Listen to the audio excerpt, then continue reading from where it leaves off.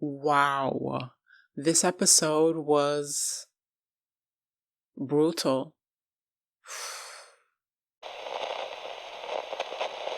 Hello everyone, my name is Joe. I review TV shows on this channel and you can also join me on my Patreon. I'm gonna be quick today with the introductions because what was that episode? Let's discuss it. We finally see Gemma's POV and we figure out what is her purpose at Lumen. Baby girl is an experiment. And from what I can tell, from like the clues of everything we see in the episode, they are experimenting with a lot. I caught on to a few things, but let me know if you caught on to something else in the comments. What I saw that they were clearly experimenting on her was memory, emotion transference between innies and outies, clearly testing different personalities because every time she enters a room, she has a different freaking personality, and let's talk about it in a second. And potentially break room techniques? Because why is baby girl coming out of those rooms in pain? I'm going to be discussing all of this. Please let me know if you caught on to any other kind of aspects they might be experimenting on. Gemma, a human being. But let's set the scene.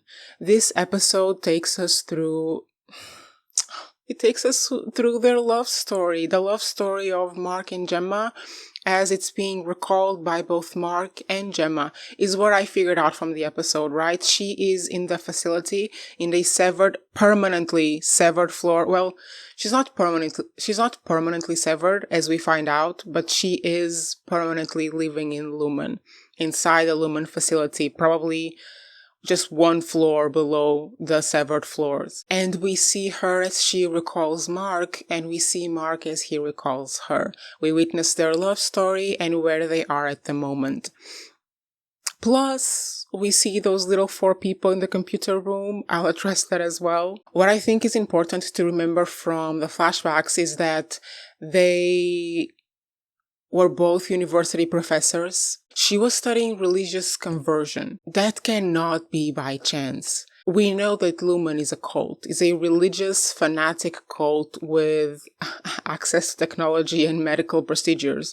So the fact that she was studying religious conversion is not by chance. Then we see them trying to have a child and having trouble having a child. They go to the freaking clinic where she was clearly targeted, and then they can't have a child in the end. Listen, it's telling you right now, there is absolutely no chance the clinic did not interfere with her capacity to have a child.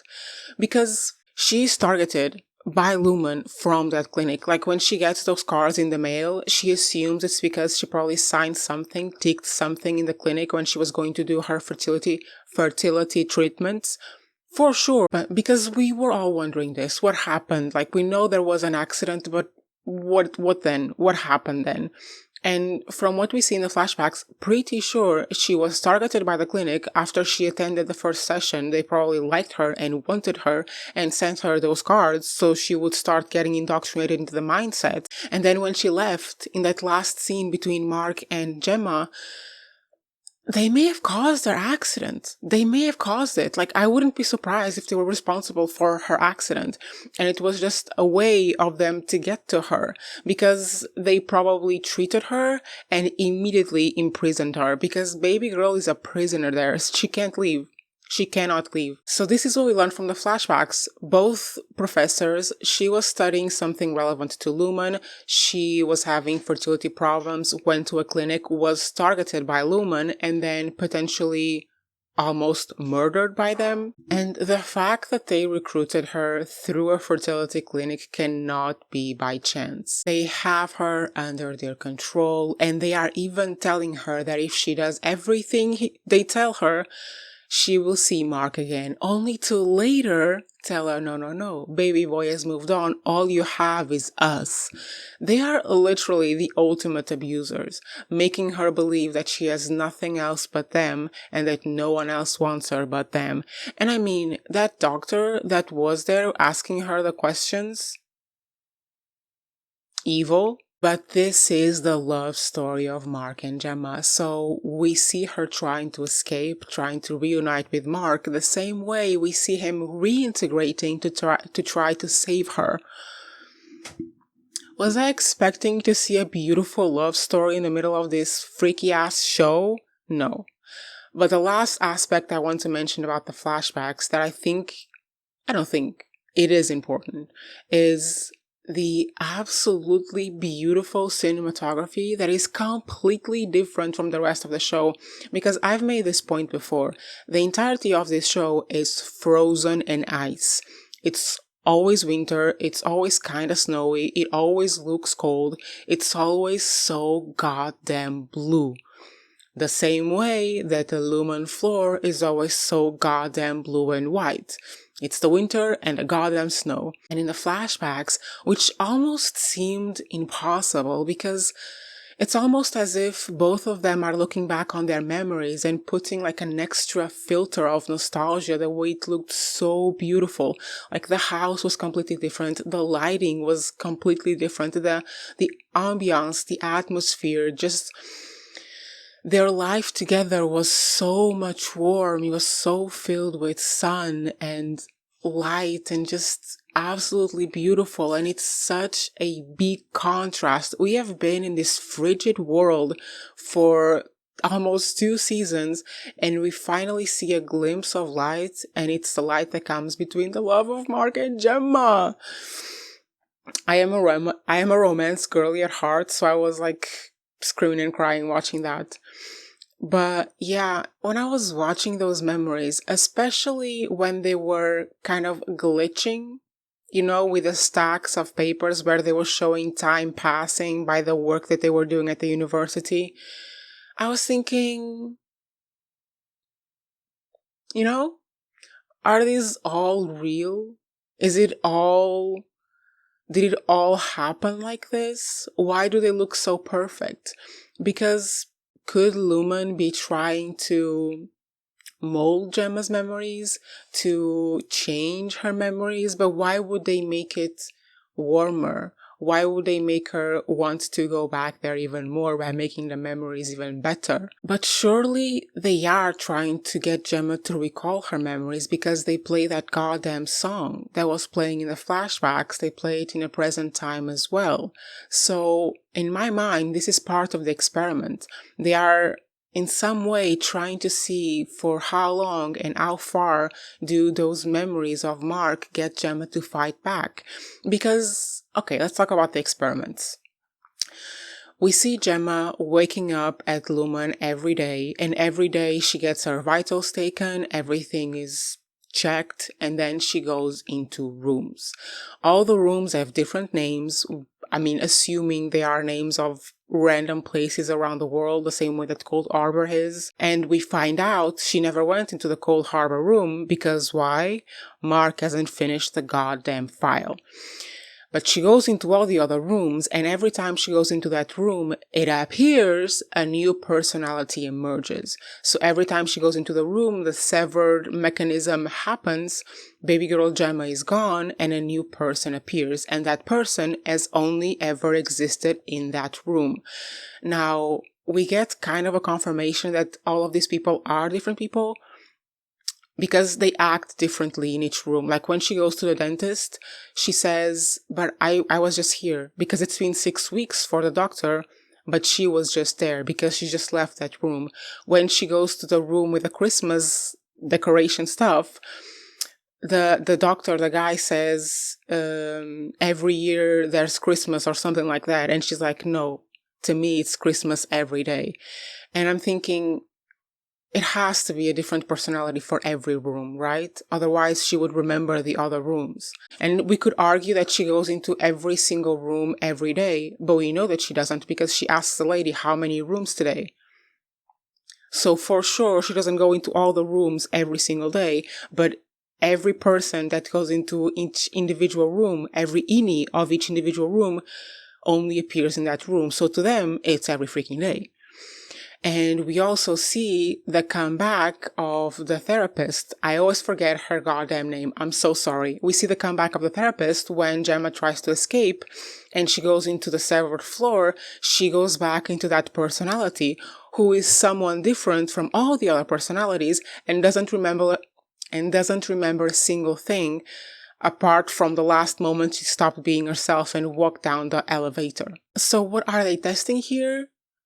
Different personalities, for sure, is one. This is what Mark is doing.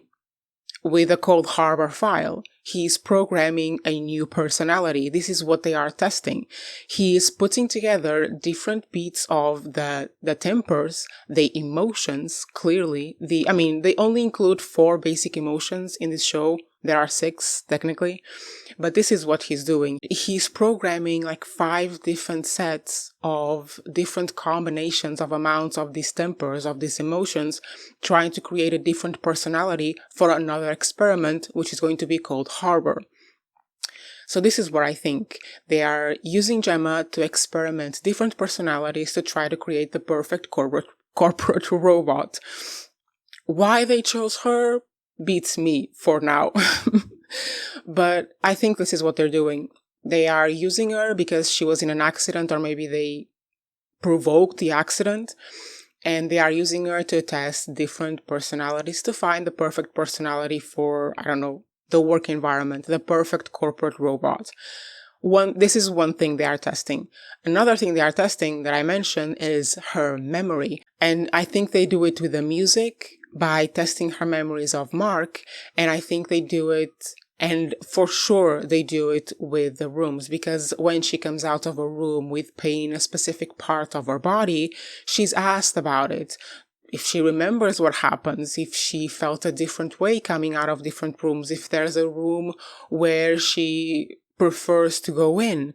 So whatever they are doing in those rooms to her, they are testing whether or not the ini can remember what happened when they go outside, when the severed thing happens in reverse. They are testing how far they can go, how much pain they can cause before someone starts remembering what happened. We don't see what happens in a dentist. I'm assuming he does some procedure on her that causes her pain. We see what happens in the Christmas room, and baby girl clearly just had to write 1,100 cards and her hand was aching. And I can imagine 100 different things that they could be doing to them to cause them pain, but she doesn't feel pain from every room. And if they are experimenting with pain in every room, it means that some experiments are more successful than others. And if you think about it, where have we seen this type of freaky ass behavior that causes them pain?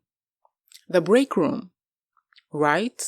So this is what I'm thinking. Are they testing different punishments to see which one is more effective in controlling their subjects and leaves the less amount of traceable evidence in terms of pain and discomfort, or like something that's left seen because she had like ink on her hands or something?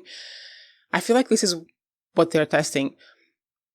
Which is the better personality? How much they can remember? Which is the better punishment protocol that will make them compliant but not remembering what happened to them? And then fourth, it's the goddamn emotions. Because this is what I said in a previous video as well. They are testing different like ratios of different emotions in certain people, different personalities that are built based on their emotional expression. Because to have perfect corporate robots, they need to have someone who cares about the work and nothing else. So they still need to feel something, but just for the company, just for the cult-like mentality. So they are testing whether the outie Gemma has different emotions towards different rooms to see how they can manipulate the outie's emotions based on the ini's experiences. And I've talked about this before, and the show has mentioned this before, that one of the things I think they offer the severed employees is the possibility of recovering from a difficult situation or feeling better in their outside bodies from the happiness and enjoyment of their innies.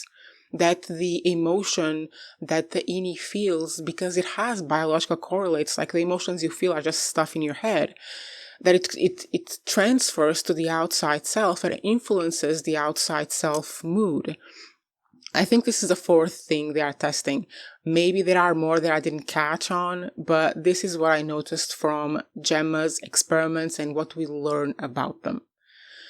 Now, the cold harbor, I don't know, a freaky ass shit to have planned for that, but clearly they are waiting for Mark to finish that personality in Gemma so that she can go inside that floor and become that person, and they can test whatever they want on her. And what is implied is that after they finish the cold harbor experiment, Gemma will be put to death, basically, like as if she's a literal lab rat. And they say, for Kier, everything for Kier, because we are a cult and we will do anything for our baby boy Kier, who is dead, by the way, potentially. Maybe his personality is still around somewhere in that code. And this got me thinking, if they can build a specific personality based on different ratios of those goddamn tempers for Gemma, and in every room she walks in it's a different personality, surely they are building different personalities for the inis that are in the severed floor. So the Mark that we see in the severed floor, the Helly that we see, the Dylan that we see, the Irving that we saw, were specifically tailored. Like someone built those personalities based on what tempers they needed. They built them clearly to fit together because the inis have personalities on their own. They are not all, they are not all one model of corporate robot. They are all distinct. So someone must have molded their personalities, chose their tempers, so they would be this way or other. Because inside Mark is very different from outside Mark, and inside Helly is completely different from outside Helena. So I'm thinking, they were coded as well to be there. And is this all a freaking circle? Are they just coding each other with different personalities all the freaking time? At least the macro data refiners must be. And this leads me to this other... because who refined them, right? Who refined them? And we see those 4 people in that little room with the frolic guy and the doctor. I think it was a doctor from downstairs. It was the sweater guy, at least. The sweater guy from downstairs. So they are being programmed as well. Because we see those 4 people who, by the way, look like them. And by the way, why is Irving still there if Irving is no longer in the severed floor? Why is the Irving clone, the Irving duplicate, still working on Irving's severance procedure? But where are they erasing? Because what we see is the recording of our 4 people working. They are working on the recordings of our 4 main characters working, and they erase certain parts of it. What are they seeing? Are these people the ones who make our 4 main characters feel something for the numbers and put them in the bin? Like, I don't know if I'm just being slow about this, but I didn't completely catch what they were doing. Because we saw recordings of our 4 main people working on their numbers, and then we saw those 4 duplicates erasing certain numbers in their screens.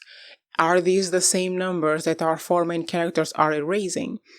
Are these 4 duplicates the reason our 4 main characters feel something for the numbers and erase them?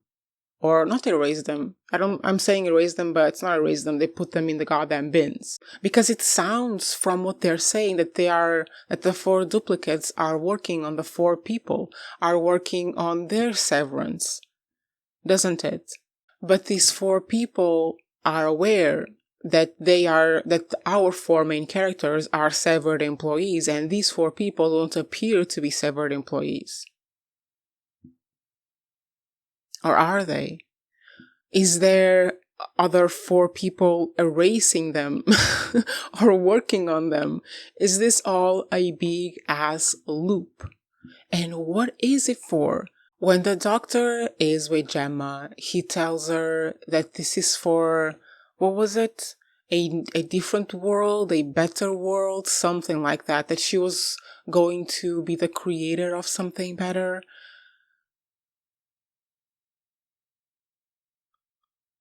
Where are they creating this better world? Are they establishing a place for people who permanently live at Lumen or are permanently severed? Is this the goddamn Lumen afterlife that everyone is talking about in the comments? What other world are they creating? And why was Gemma so important for them? This is what I'm curious about now, because probably dozens, hundreds of women went to that clinic, probably to many other clinics around the world. How do they pick their victims? Is it something about their genes, some capacity that they have in their genes? Is it specifically their life circumstances that they have a loss or the potentially to be caused a loss for them? What is it? Anyway, the Cold Harbor file is at 95%, 96%. And now that Mark is completely reintegrated, there is absolutely no chance in hell he will finish that goddamn Cold Harbor file. I hope, because I don't want to see baby girl Gemma go through it in the Cold Harbor room, and I don't want to see baby girl Gemma end in the Cold Harbor room. I don't know what kind of stuff he's gonna get up to in this show, but I really hope he raises some hell.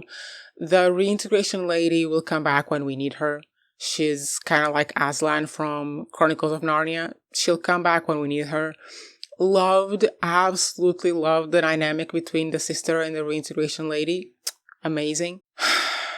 But yeah, last detail before we wrap this up. Cobel was raised by them.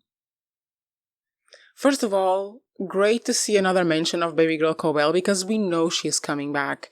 But what do you mean Cobel was raised by them? Is that why the hospital bracelet was with her when she was praying in that shrine? Was she indoctrinated into this from a young age instead of from adulthood? Cannot wait to see Cobel return. I just know she's going to play a big part at the end of this season, and I'm just ferving for it. But yeah, this was a great episode.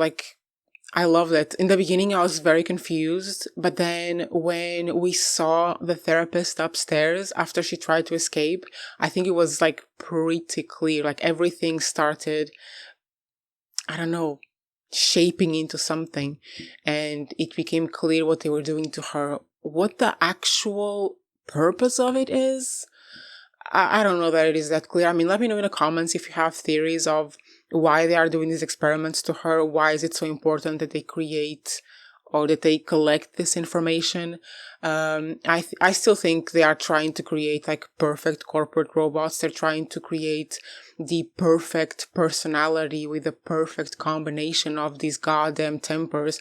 I've heard someone mention that they're trying to recreate the tempers of the original Kier idiot who founded all of this. Maybe that's the end goal. They want to replicate the personality of their leader, of their savior, Kier, and they're doing all of these experiments to try to find the right perfect combination and create a bunch of them. Create a bunch of them to run the company. I don't know. But yeah, I think what really came off from this episode was the amount of suffering that Gemma has gone through in that floor, because she knows she's a prisoner, but she can't act like it. She acts like everything is normal because how else is she going to survive in this place? She knows they're doing something to her in those rooms and she doesn't know what. She doesn't know what. And I mean, she feels certain pain in certain places, and I can just... as a woman, I can just imagine how terrified, how scared she might be of what they could possibly be doing to her. And that was the main thing about this episode, is us seeing their love story, how much they love each other, how they were loved before this, compared to the frigid world they live in, where they are treated like cattle by this company. That's how they are treated. Both Mark and Gemma much worse, let's put it like that. But yeah, that's what came off for me, is what came off from this episode, is just the amount of suffering she has been through. And you see it when she's in the elevator. She feels completely defeated. And this is the moment, I think, where we have to remember what this show is for. Like, this show is criticizing the idea of the corporate world as it exists today in our society, in the real world. So many things, so many aspects of the Lumen severed floor are comparable to aspects of the real corporate world. And like the random names that no one ever knows what they mean, the fact that they recompense us with ridiculous things like a lemon party, the fact that every little department is so siloed and lives so much within itself and the people inside it that they have no connection with other departments or units, and no one even knows what they're doing.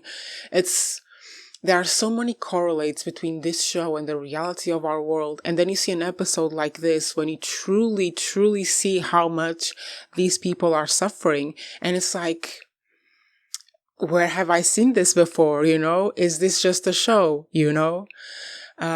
So yeah, that's what I wanted to say about it. I think it's becoming clearer what they're doing at Lumen. And yeah, I really enjoyed it. Let me know your theories. If you're still sticking with the Lumen afterlife, if you think it could be something else, if you think that they are trying to rebuild the image of Kier. Let me know what crazy ass things you think. And yeah, I'll be back here next week with Severance, and probably tomorrow with Yellow Jackets. So join. Bye, guys.